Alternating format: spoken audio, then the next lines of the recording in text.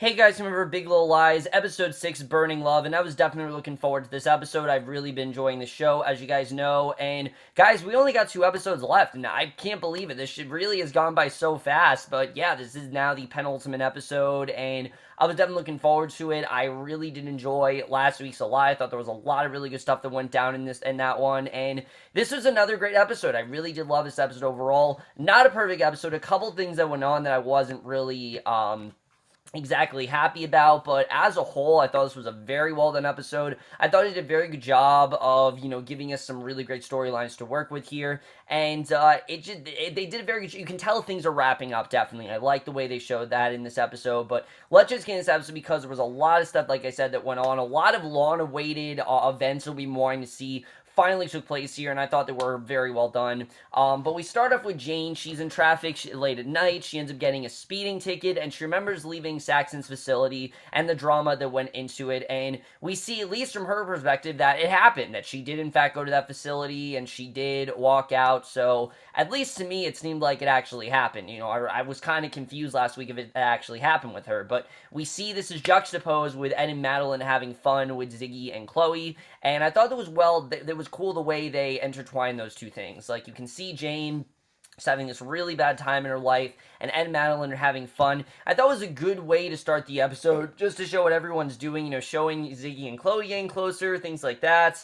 But the whole thing with Jane did not play as big as a role as she has in the first 5 episodes. In fact, Jane was very much to the side in this episode. She had stuff going on, definitely, but compared to the other 5 episodes, that does not compare to this episode. I mean, Jane really does not, this episode does not compare to those first 5, because Jane really did not have a ton to do here, but Madeline goes to Jane, says she never should have Googled him or brought him up to her. She asks if she took the gun on a road trip and what she would have done if Baker was the one, and Jane says she didn't, and she asks if there are other Saxons, and Madeline says she needs to focus on building a future rather than dwelling on the past, and that's really been Jane's problem, is that she's focused too much on the past and hasn't focused enough on the future, and basically, she again brings up the idea they should just move, but I like the way Madeline's really trying to encourage her here. So Perry tells Celeste he has to go on yet another business trip to Phoenix, which this guy just seems like he constantly has to go on business trips, and at this point it just feels it makes him look so shady. Like, there's definitely more going on Perry than we think, and she reminds him that's the day of the play.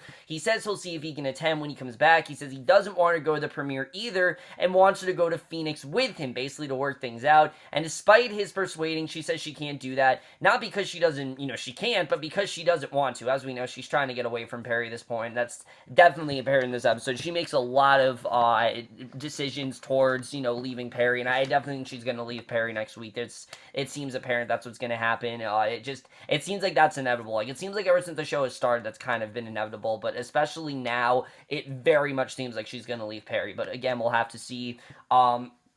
Basically, she says she can't do that because Madeline will never speak to her again, and Celeste then tells him he's making her look like the bad person who disappoints, and in reality, of course, that's not who Celeste did. That's kind of what Perry has made her out to be, and I like the way this episode really does get into that Celeste isn't a great person. That's something that this episode really does get into, is that these characters aren't great people. There are a lot of bad choices they made, and Celeste definitely has made pretty much just as bad as choices as Perry.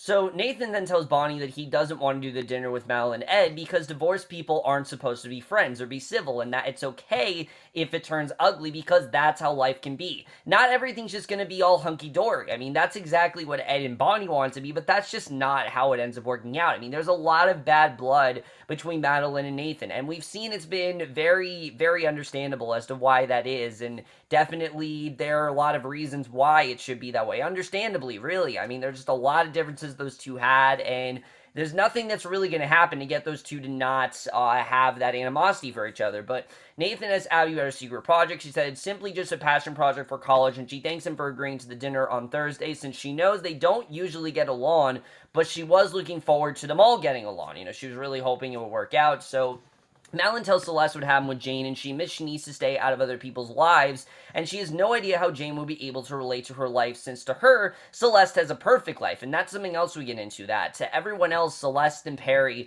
have this perfect marriage, that they have no problems whatsoever, and that they constantly have sex, and that they just have this great life, but that's just not the case, and just the fact Celeste hasn't even relented to her own best friend that, what she's actually going through is crazy, but Celeste informs that is not all the case, but she doesn't see see Jane as a dangerous person. So Perry then goes to her. Celeste abruptly hangs up. He asks what bad things have happened to her, not realizing that she's referring to their marriage. And basically, I like that he is kind of in the dark about this. Like, he doesn't realize that she's really talking about how bad their marriage is because she has to keep pretending that their marriage is great. She's done with pretending. She just doesn't want to anymore. She's just, it's been too long for her.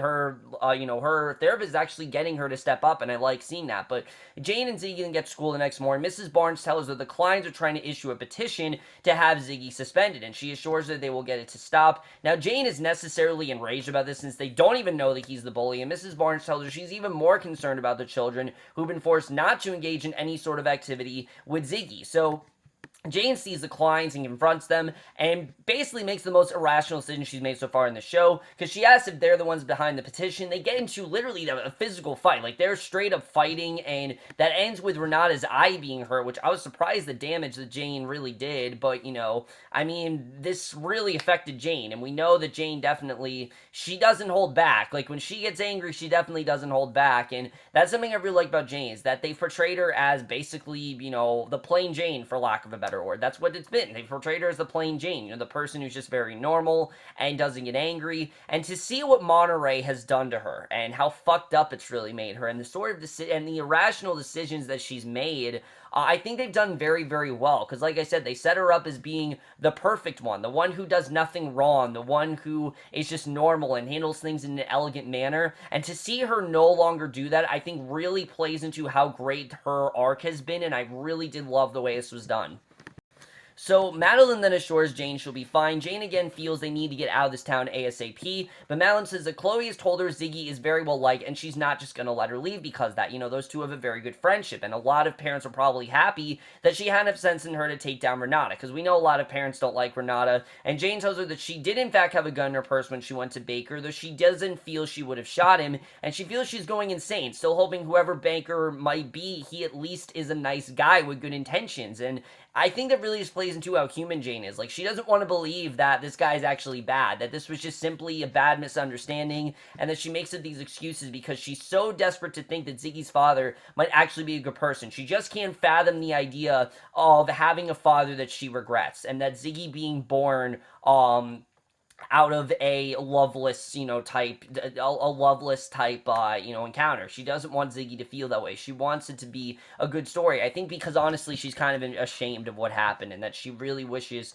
she could change things. And who knows? There definitely is a Saxon Baker out there, so maybe she could be right, but I feel like that definitely is very slim. Like, I feel like definitely what we heard happened is exactly how it happened, and I don't think that there really was any sort of good intentions. It was exactly the way it happened, was very straightforward, and I don't really think there's another way to interpret it. I think Jane wants to believe that, but I think she's kind of imbued that idea of, Baker's bad intentions, being that it was just a misunderstanding, but in reality, I think he definitely did mean to violate her. Definitely, I think he wanted to do that. So Celeste is then with Reisman, who, may I just say, the actress that's playing a Robin Weiger is absolutely killing it in this role. If there is an award out there for Best Guest Actress or Best Supporting Actress, she needs to get it because she kills in every scene she's in. I am so compelled by their scenes going on. It's some of the best scenes we've gotten to this show, and this therapist is just so unconventional with her methods, and I love getting into that character. We know almost nothing about her and everything at the same time. They've done an incredible job with that, but she lets her know how clingy Perry has been,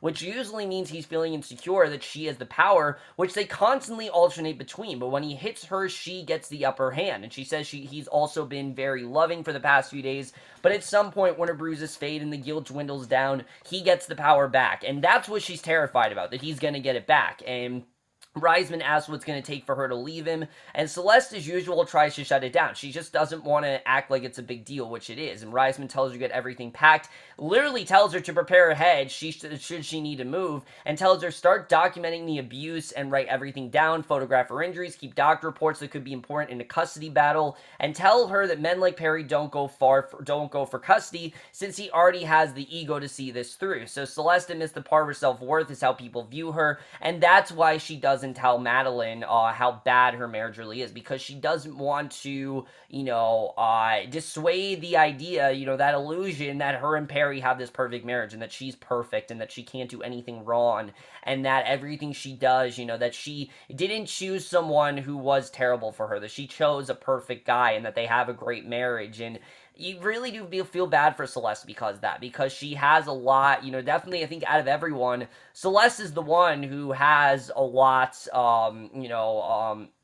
really a lot in this town. Like, this town, she really is relying on this town for her happiness. And if it wasn't for this town, I don't think Celeste would be where she is today. I think she'd be in a much more darker place. And she definitely is. Deep down, I think she definitely is. But that facade has really permeated her entire life. And we definitely do see that here. But Reisman tells her to find a friend to confide in, because if there is a custody battle, Perry's lawyer will be asking her if she ever told anyone, and they will think she just made it all up to win custody. And Reisman, as the lawyer, she knows how important it is to have a witness, and I love how unconventional Reisman really is. It seems that what Reisman is doing is wrong because she is getting so involved in her life, but at the same time, I don't think it's enough. I think she's getting as involved as she should be. I think if she was just a regular therapist, she wouldn't be able to get through to Celeste. Celeste has been through so much, and there's just been so much in her life that finally someone's telling her to step up and take that step, and I love the way Reisman is doing that. It's a very different type of therapist than we've seen on TV, but it's one that is out there, and I love the way the show is shedding light on that. So Jane then goes to Renata to apologize for the fight. She finally realizes that she's feeling exactly what Renata is feeling, the unsettling feeling of a child being victimized, and how similar these two really are, which that's something the show's done really well. I heard in the original book, Renata was just portrayed as a villain, like she was just basically just portrayed as a bitch, and here, we really have not seen that. Renata has reasons for why the way she is. Is she a little bit too much sometimes? Yes, but so is Madeline, and so is Jane, and definitely so is Celeste. All of these characters have done things that are very irrational. So when you really think about it, what Renata does is not that much worse than things that Madeline or Jane have done. It's pretty much on the same level. So it's not that bad. And I like the way the show has really dived into that. But Renata admits that Amabella doesn't see him as a bully anymore. However, she hasn't taken back the accusation. She just refuses talking about anything further, which is why she hasn't really, she hasn't really delegated her claim on Ziggy. That's why she still feels that Ziggy has to be the one who, that's why she still is basically indicting him, because she still feels that he has to be the one who's culpable of this. Because again, Amabella never said he didn't, so she tells her that her daughter's the one who's getting hurt, she can't stop it. She thanks her, and it was just a really nice scene. I like seeing these two bearing the hatchet, I like seeing these two moving on, and I like seeing them not at each other's throats. I think that's been a good part of the show, but I like the way the show is starting to move on from that and getting more into their overall similarities, and I thought it was interesting to see. So Ed goes to Madeline, who's getting ready for opening on Avenue Q. He congratulates her with flowers. She says she doesn't have anything to do with it anymore. He says it wouldn't be happening if it wasn't for her. Jane then sees Ziggy outside playing guitar, who's also getting ready for the play. She tells Ziggy the play is not meant for children. Ziggy asks if it's because the play contains puppets having sex, which apparently he learned from Chloe. Again, well intelligent beyond her years. Like I said, everything she picks up from Madeline, any sort of morsel or just any sort of conversation, she will then probably dictate to Ziggy and tell him all about it. And again, it's just a very interesting way to view children, but that's really how children are. I mean, 99% of things we say as kids are things we pick up from our parents, or things we hear on TV, or just things we hear in general. We're very auditory at that age. Even if you're not an auditory person, you're very auditory at that age, and I really do love the way the show is picking up on that. But Perry goes to Celeste, who tries to shut him down and gets the play, but he touches her affectionately. She tries to push him away. He grabs her by the hair. She then hits him with a tennis racket. Literally, his dick is out, and he's like ready to have sex with her, and she literally hits him with the tennis racket. He falls to the ground, and I mean, it is probably the worst kick in the balls you really could have seen. I mean, we've definitely seen it many times on TV. Not quite like this, and I'm very happy the show went in this direction, because again, it's very risky, but that's what HBO's always done. HBO always does. A lot of times it's on full frontal male nudity, and I thought it was actually cool the way they actually took that step here and actually had Celeste do that. There was just something so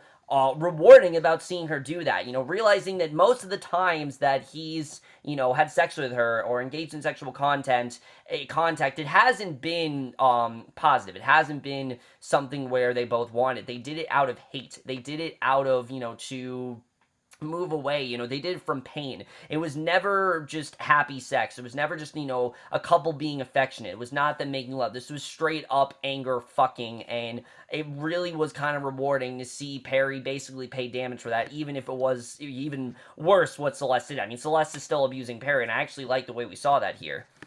So Madeline's been watching the play, and we see the puppets. They're singing about how the show is only for now, and Madeline remembers her affair with Joseph, which clearly is not only for now. And I love the way they use that illusion of the puppets singing, everything in life is only for now. And that's what Madeline's realized, that a lot of stuff in her life, her being a mother, her having Nathan as her husband, her and Abby being in the same house together, a lot of that stuff, it's only for now. It's not going to last forever. Just like this show is not going to last forever. And I thought it was kind of cool the way the show did that. The show does a very good job of taking things that seem very simple and making them a lot more important to the show. And I think this was a very good example of that. But she then remembers Ed.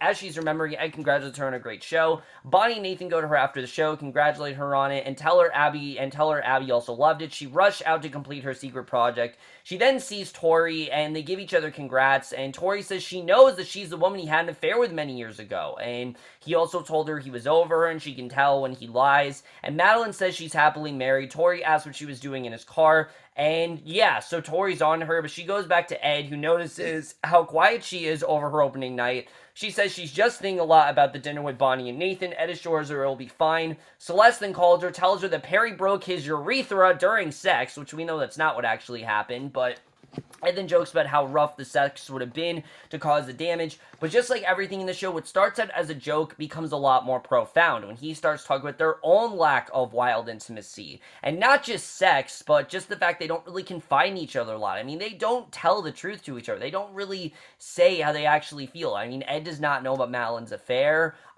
He doesn't know about a lot of stuff going on with Jane. He just doesn't know about a lot of this stuff. And, I mean, yeah, she's told him about Jane and everything, but which we've seen, these two don't have the greatest relationship. And, it's in a different way than obviously Celeste and Perry. It's a lot less controlling, but it's probably just as bad. And Bonnie then finds Nathan rehearsing Elvis to outdo Ed at the costume party. Kind of a fun thing going on. I'm actually hoping we get more with that, because I think it's one of the more fun subplots we've had. But Bonnie reminds him that the point of the dinner is to eat in a peaceful way, and he says friction between him and Ed is fine, and she tells him they have to worry about Abby's secret project, which we find out involves her auctioning off her virginity on the internet. And despite it being for a good cause, Nathan is obviously mortified about it. I mean, he wants nothing to do with that, and I thought it was interesting we actually found out what that was. I knew it was definitely going to be something involving sex, but I didn't think it'd be to that extent. I mean, that's pretty crazy what she's doing. But Madeline goes to Ed, notices he's smoking, which apparently he hasn't done for 15 years, and she asks if he thinks their marriage is pretend.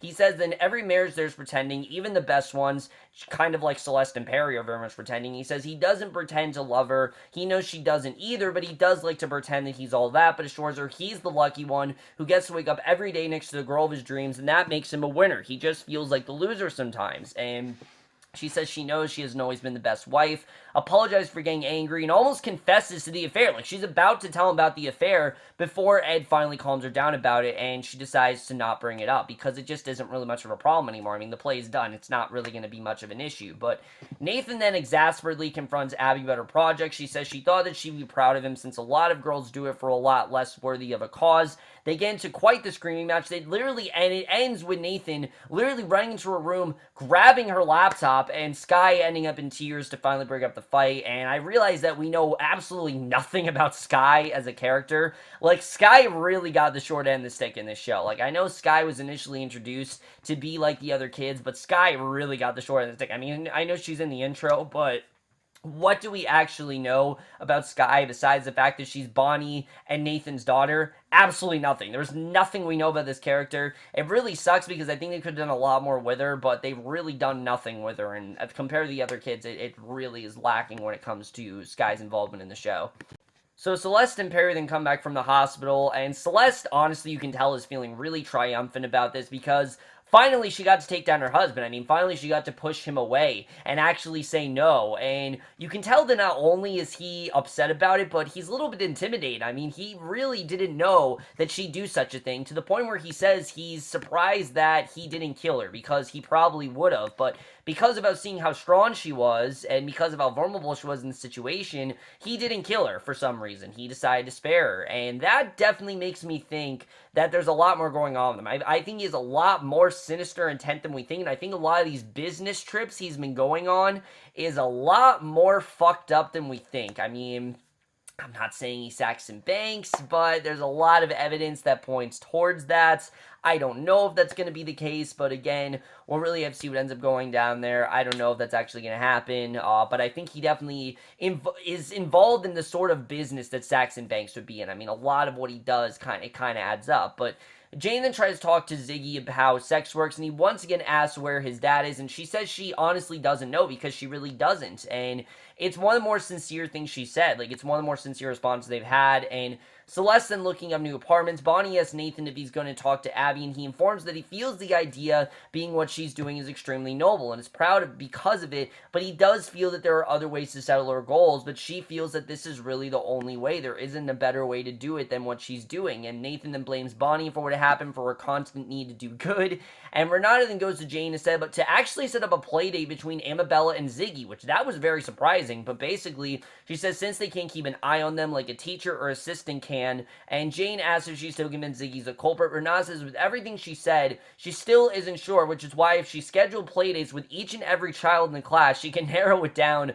one by one, which is basically what she's doing, but Riseman then takes Celeste around an apartment to get herself accommodated should she decide to leave Perry, which it seems like Celeste is very much considering at this point. Like, it seems like it's not an option anymore. It is exactly what's going to happen. Like, she is going to leave Perry because she finally feels like she's ready to. She's finally ready to take that step, and I love seeing that. I really do want to see her leave Perry next week, but Ed isn't driving Madeline to the dinner with the Carlsons. He assures her that they're doing a good thing. They arrive, and at first, all is well. Madeline's complimenting the decor, table setting. Her and Bonnie are actually getting along quite well. And then Madeline asks if Abby's going to join them for dinner, and Bonnie says that she'll be down for dessert since she can only be with grown-ups for so long, and she just wants them to have some bonding time, and Nathan lets them in on Abby's secret project. And at first, they think he's joking around. I mean, it's crazy what she's doing. It seems like a joke, and they think it's just a sick joke, but since she can only basically, Bonnie says it's shocking and disturbing, but they will try to stop from happening. Madeline starts throwing up disgusted. The dinner basically from there is ruined. A lot of animosity between Ed and Nathan, and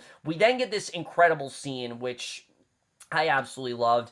I've said this before that one of my favorite parts of the show is Madeline and Abby and their whole bond that they have, because Abby is very much like Madeline in the way that she makes choices, and Madeline sees a lot of herself in Abby, and I love that bond that they have in the show.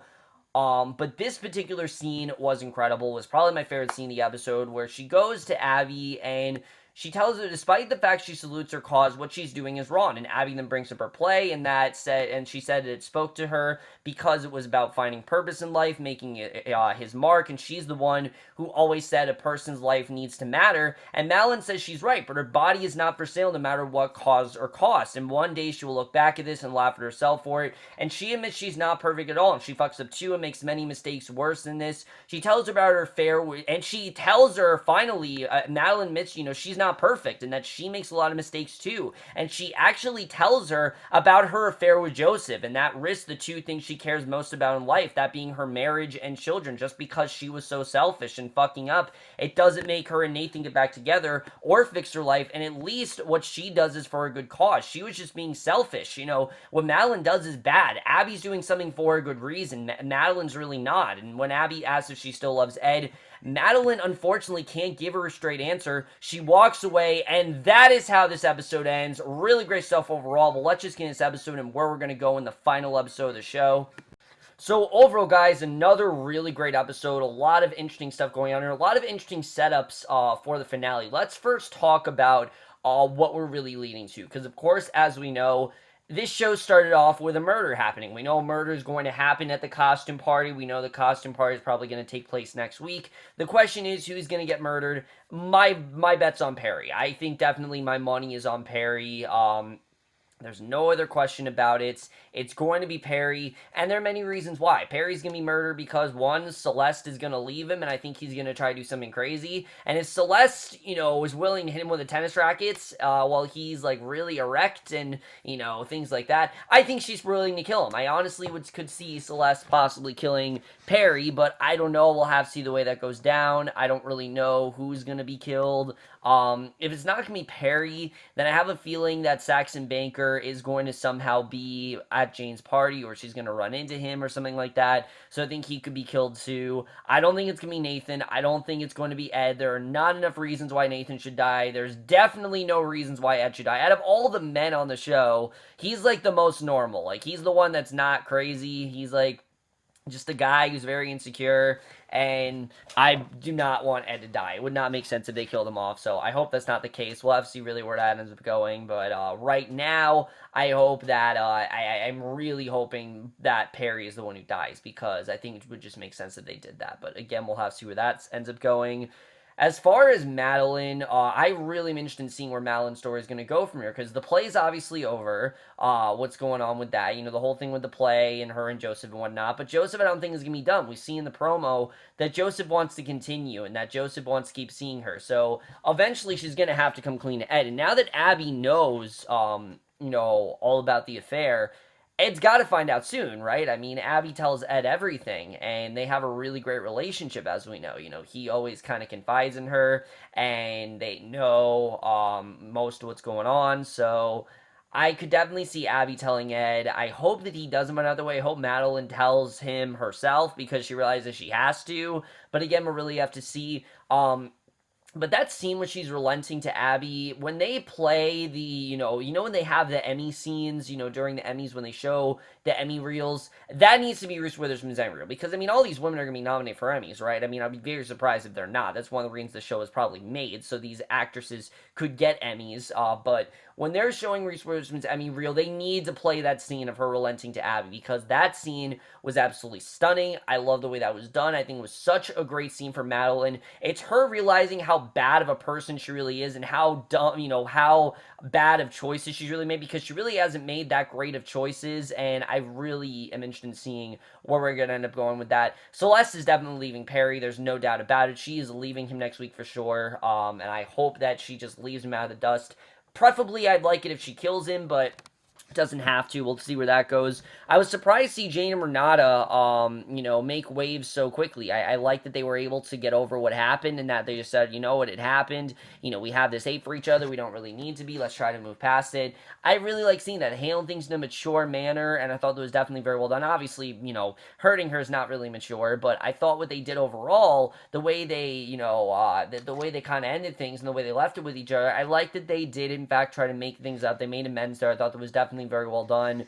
But next week's the finale, and I don't really know where we're going to go next week. I think there are a lot, definitely we're going to find out how the murder happened and things like that. But I also hope we get a little bit more with some of the characters, because I think some of the characters, other than our four main, have been a little bit lacking, especially that being with Bonnie. We know next to nothing about her. All we really know is that she's Nathan's wife. Madeline detests her. She wishes she was her. And that's it. We don't know anything else about Bonnie. And I feel like at this point, we should know more about her. And I'm hoping that they give her more character development next week, just because I really want to leave liking Bonnie. Because right now, I think Zoe Kravitz is good. I'm just indifferent to her. I don't know if she's good or bad because they haven't really given her much of a character. So when her and Nathan scenes are on, I kind of just tune out. I'm not as into it as I am with other stuff. I don't think they're bad. I think the two actors, they work very well together. But I just am not as into it as, say, when Madeline or Celeste is on. When they're in, I'm very riveted by what's going on, and definitely I'm not as into it when those two are on, just because we don't know as much about them. We know stuff about Nathan, but not really a ton about Bonnie, and I hope we find out more about that. Overall, guys, I definitely really enjoy this episode. There are a lot of places that this show can go. I love what the show also does with children. Probably one of my favorite scenes this episode was just seeing Chloe and Ziggy play together. There's just something so wholesome about it. Just seeing that those are really the two characters that don't have this hate for each other and don't have a lot of preconceived notions. And that's because they're just kids, they're just having fun. They're being playful towards each other. And that's something that these other characters just can't do. They have these rough pasts. They have these, these horrible backstories. They have these tragic lives, and they just can't do anything to move away from it. And that's something that these kids are able to do that they can't. They can't just gracefully move on and just have fun, bask in the sunlight. They just can't do that in the way that Chloe and Ziggy could. I thought it was really well done, the way they juxtaposed that to everything else going on. Overall, guys, I really did love this episode. There was a lot of great stuff going on here. Not the best episode in terms of pacing. I think there definitely were a few pacing issues and just some things in general. I think we could have focused a little bit more on Jane and things that went down there. There were just some things that were kind of unclear to me in terms of her story, but I hope they clear them up next week. Overall, I think is very well set up next week's finale, and I am going to give Big Little Lies episode 6 Burning Love a 4 out of 5 or a B+. So for guys, remember this episode, Big Little Lies. Most guys thought this episode overall. Left your thoughts in it. Guys, next week is it. Next week is the finale. I can't believe that we are already at the finale next week. But let me know what you guys thought of this episode. Where do you think we're going to be going next week? Who do you think is going to be killed? Love to hear all thoughts on that stuff. And I will see you guys in my next video, which will be for either Iron Fist or Supergirl. I'll be reviewing both, but I don't know which one's going to come first. And we'll see you guys for that. Okay, bye.